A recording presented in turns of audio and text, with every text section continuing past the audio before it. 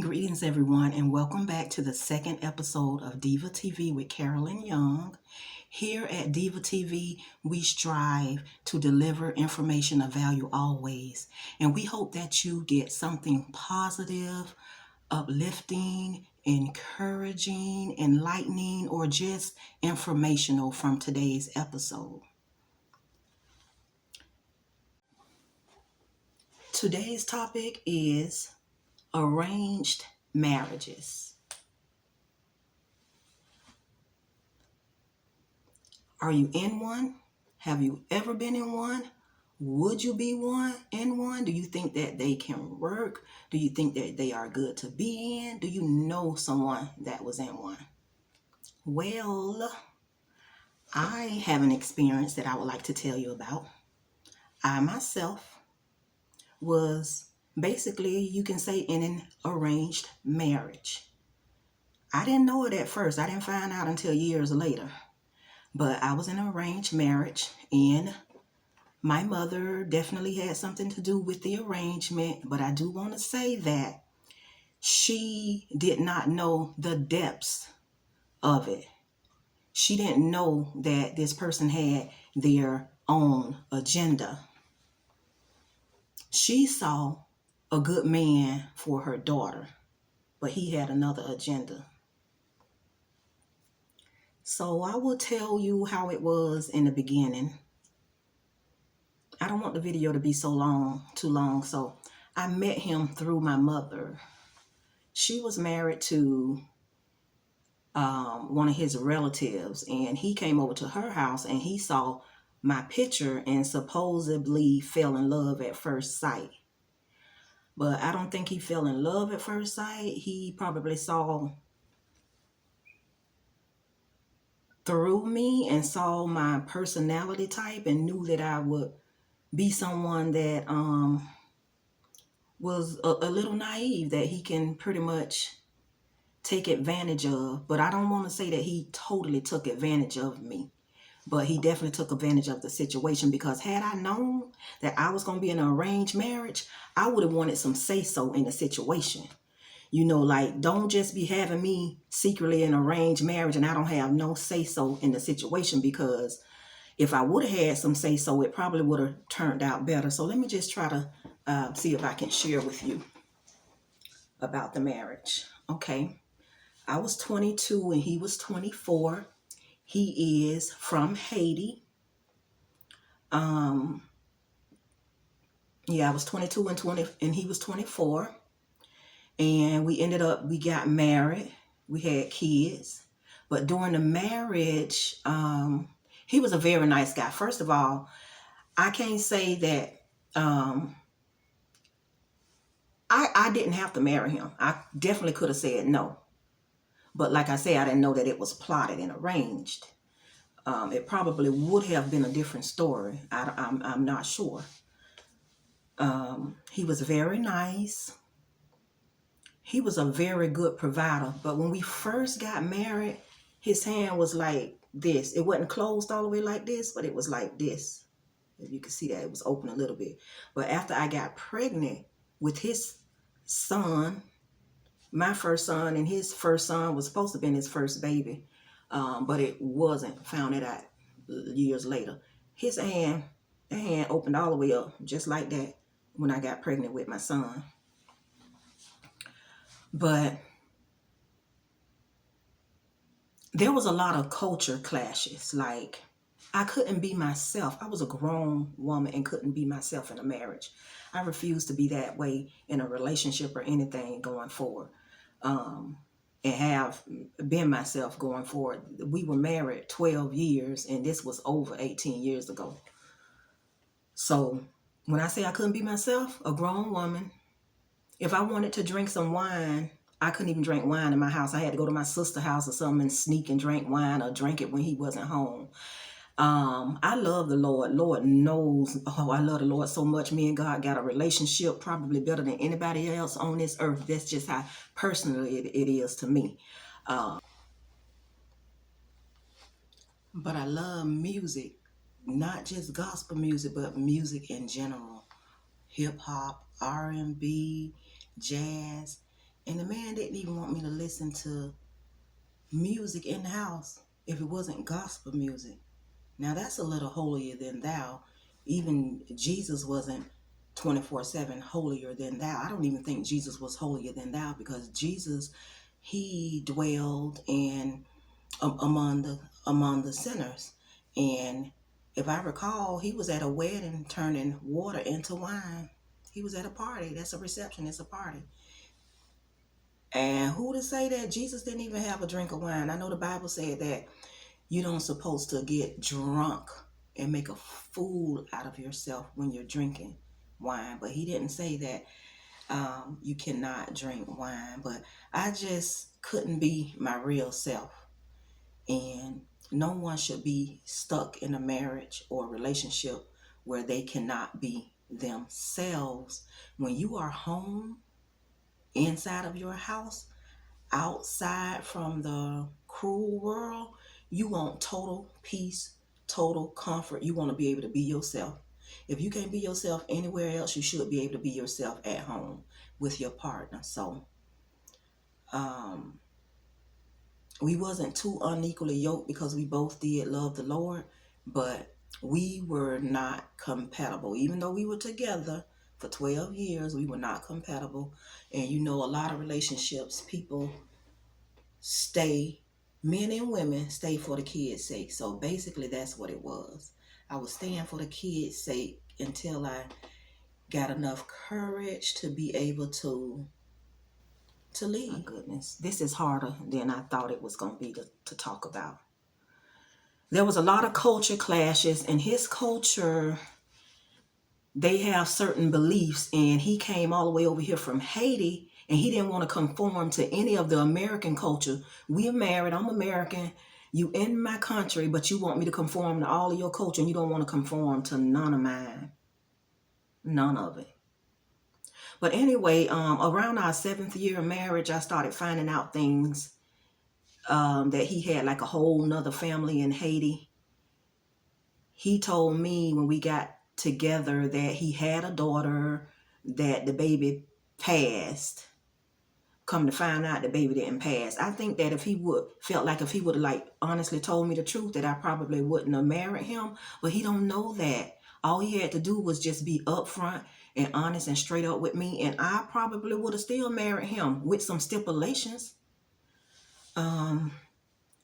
But around that 7th year, I tried to divorce him, and he didn't want to get divorced. And I don't want to say that because he was so in love with me. Come to find out, in his culture, because he was very important in his Haitian community. And it was all about, he didn't want them to speak bad about him. That would have looked real bad for him. As a matter of fact, I guess it did. And he was more embarrassed than anything. But I refuse to be in a marriage where I'm straight miserable just because you are a good provider. He was a very good provider, but he was not present. He wasn't present. Like if the kids had a birthday party, it doesn't matter how much it costs or where I wanted to have it. He would fund the party, but he wasn't there present at the party. He go to work. He spent most of his time at church or at the church folks' home. It was always about the church folks. It wasn't never about us. In the middle of the marriage, I guess whoever he has a family with in Haiti must have came to the United States. I'm not 100% sure. But this lady started getting like really frustrated to the point where she wanted me to know that they were dealing with each other, or they had some type of ties or strings attached, because she started calling the house and cussing me out and hanging up the phone. And when I asked him about it, he didn't say anything. He just looked like a deer in headlights. It's a lot of other stuff that happened. It's so hard to explain the different culture clashes. But I do want to say that it wasn't all bad, because like I said, this man was a very good provider. And if I got a job and worked, he was fine with that. If I didn't want to work at that job or got fired from the job or whatever, he still was fine with that. One time I was making like more money than he was, and he was so like impressed and proud of me. But when I stopped that job, he didn't say anything at all. So that's one thing I can say about him. But being married and happy is more than about monetary gain or monetary gifts. Money, believe me, is very good to have, because I really appreciated his generosity, because when we had kids, that's one thing I didn't have to worry about with him. I didn't have to worry about where the next diaper was coming from. He didn't even want me to put the kids in daycare when they were small. I didn't even have to put my babies in daycare until they got old enough to go to like pre-K. So that was a relief and a blessing. And to be honest with you, I don't know where I would have been or what I would have been doing if I hadn't been married to that man for 12 years. So even though they wasn't upfront with me and it was kind of like a secret to me, be honest with you, it really, really, really ended up being one of the best things that ever happened to me. Even though the marriage wasn't always peaches and cream, when I really, really think about it, it was one of the best things that ever happened to me, because I have some amazing sons. I got 2 amazing sons from that marriage. And that culture is so funny that when we were married, he was a great father to the children. If anybody would have told me that he would treat them the way he did after we got a divorce, I would have told them, you lying. But I don't know if he was like so embarrassed or hurt or mad at me that he totally took it out on the kids and they couldn't understand it. He totally abandoned and deserted his sons, his good sons. When I say good sons, he has some really good sons to this day. But that's his loss. One day he'll regret that. And I don't even know how they'll feel at that time, because I know how they feel now. Now, my son Quincy, he pretty laid back. He might have something to do with him if he contact him. But Caleb don't want to have anything to do with him. As a matter of fact, Caleb want to change his name. And my sons has never, ever identified as Haitian. And that's totally their choice, I guess, because they was born in America. He didn't even teach them how to speak the language or anything. I remember one day after we got a divorce, he came to me. I guess he wanted to get married again. And he came to me and he was like, Carolyn, you know, I can't get married again because my wife's still alive. And I looked at him like, I'm your ex-wife. We got a divorce. And sir, if you want to get married again, you better go ahead and get married, because I'm looking you in your eyes and I'm telling you right now, Carolyn isn't going anywhere no time soon. So Jesus came, he died to forgive us from our sins. That stuff that you talking about in the Bible, I know they say you just got one wife and that's your wife forever. Okay, but Jesus came and plenty of people done got a divorce and done got married again. So if you want to get married, you better go ahead and get married, because I ain't going nowhere no time soon, which meaning I'm not dying no time soon. So I don't know what he was implying. So he went ahead and eventually got married again to a Haitian woman, which I think that I'm not prejudiced at all. But I do think, just because I have dated outside of my culture before, I do think that cultures need to stick with cultures. That's just my personal opinion. But everybody is different, to each his own.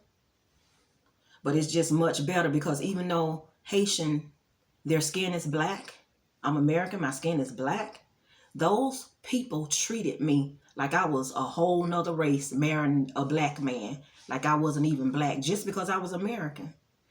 Now, I don't know if it's because the Haitian women and some of the men liked me more than the women did. But even in my culture, the American guys, when they found out that I married a Haitian, they didn't like that. Every last one of them that had a crush on me or liked me, they let me know it. And I guess that's how they did him too. But I just felt like, gosh, I'm married to a black man and I'm feeling like I'm married to somebody that's a whole nother skin tone race. Like I'm married to, like the you know, the feedback you get when you're interracial, white and black. This is very hard, harder than I thought. Let me see if I can get some points here. Okay, we got the culture clashing. I couldn't be myself. I'm so sorry, guys.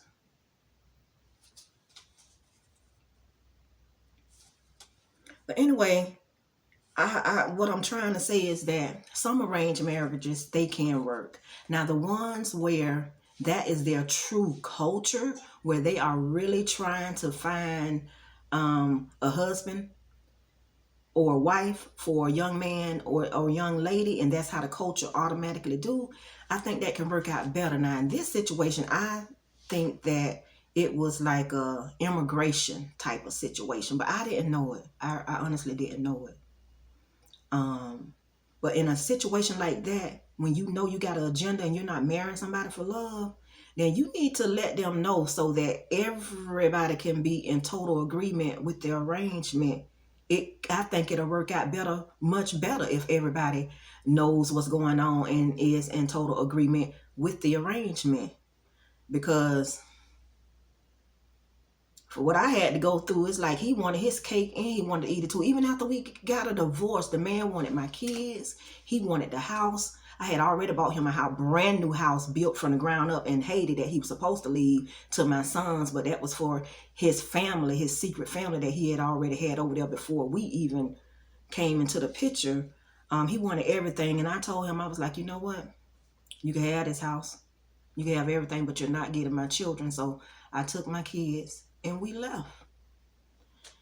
And we've been good ever since. But can they work? Yes, they can in certain situations. Did mine work? It worked out to a certain degree.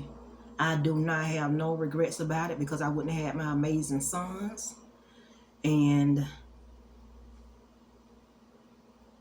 like I said, it was one of the best things that ever happened to me because of my sons. And then there was a lot of things that I didn't have to worry about that I had to worry about when I was a single parent with my daughter. And also he took care of my daughter to the point where he didn't even allow me to put her biological father on child support. He was like, I will take care of her. And that's exactly what the man did. So I have to give him credit where credit is due. But the culture that they have, like he did tell me a little story, like this is the Haitian culture. Like he just gave me an example because I just couldn't understand like why you don't check up on your good sons, your kids. He was like, the kids supposed to check up on the parents. In Haitian culture, the parents are the most important thing. They even get fed first. Over here in America, we feed our babies first, but they feed the grown-ups first and the children get what's left. He gave me an example. He told me a story like, just say that everybody is on the boat, right? And the boat is sinking. The boat is going down. And people gonna die. You got a father, a mother, 1, 2, 3, however many kids. But the father saved the mother and he let the children die. And the reason he said they do that is because they can have more kids, but they can't get that wife back if she passed. Never did understand it. Okay, I'm trying to understand your culture, but baby, you came over here and you married an American woman and you got American culture. Now, surely you got to conform to some of my culture. You cannot expect me to conform to all of yours and you way from another country. It don't work like that. But anyway, after we got a divorce, he did eventually abandon the children. The children used to go like over to his house and he would never be there. He would leave them with everybody. Didn't even really leave food for them. Or they would the kids say they'll drive 5 hours to church just to be in church for 2 hours and then drive 5 hours back. They wasn't getting anything from going over there. But when my sons told me that one time that they didn't want to go back over there again, guess what? I didn't force them. I didn't make them. They didn't go back again. And he didn't try to figure out why they didn't want to come. But would I do an arranged marriage again? Honestly, I don't know. At my age, 52, I'm definitely looking for compatibility.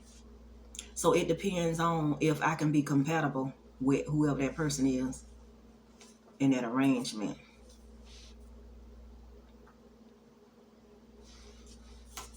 See if I missed anything. I don't feel like this whole story is told. I don't know if I'm drawing a blank or if it was even time for me to try to tell this, but let me just see here.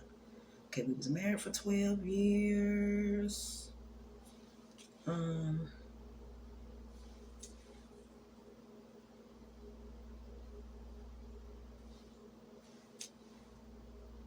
I think that's about it, guys. I don't know what else to say, but I would like to go live with this topic in the future. When I get 50 subscribers on this new channel, I cannot wait. I look forward to going live, and I would like to kind of like retouch this particular situation, because I feel like, even though I felt like I needed to address this as my second episode, I really don't feel like it's been properly completed.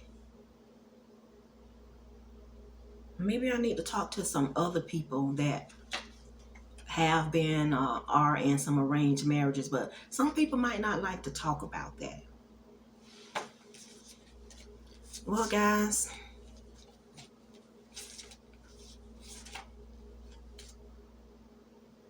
just trying to make sure that I didn't miss anything important.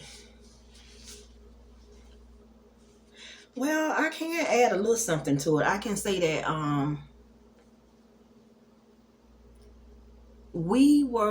can't say that we were totally unequally yoked, but we had to be semi-equally yoked, because we were married for 12 years. And when I first met him, like, we would pray together. And I know when somebody prayers are real or not. I can be like not feeling good, sick, or hurt or something. That man could put his hands on me and pray for me, and I would be feeling better like right after he finished. I've seen him pray for one of my family members, and the same thing. But somewhere down the line, something changed in him. Something definitely changed. Because you can say that he was a young pastor. He was a preacher. He preached in his country. He preached in the churches here. But he was also human. He was also human.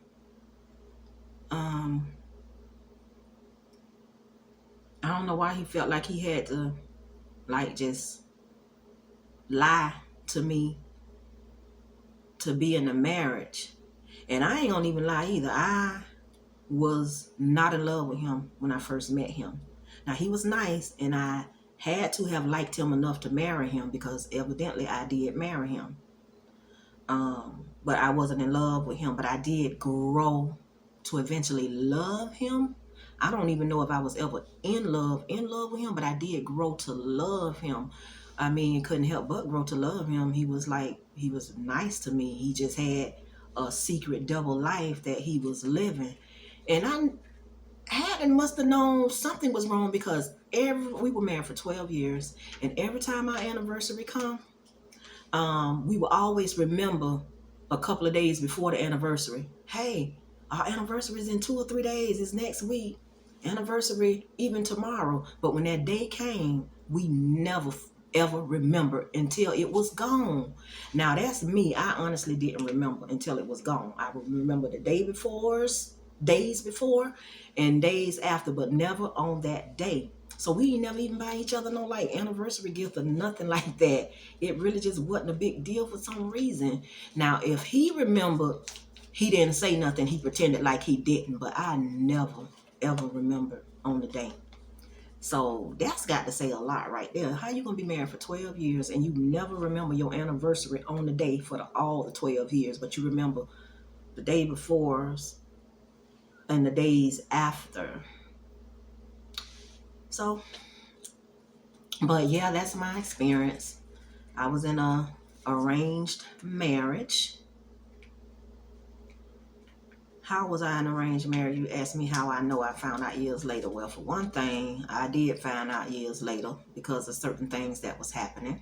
But also, I want to say about 3 years after we got married, he wanted me to look in his car for something in the trunk. So I'm looking in the trunk for whatever.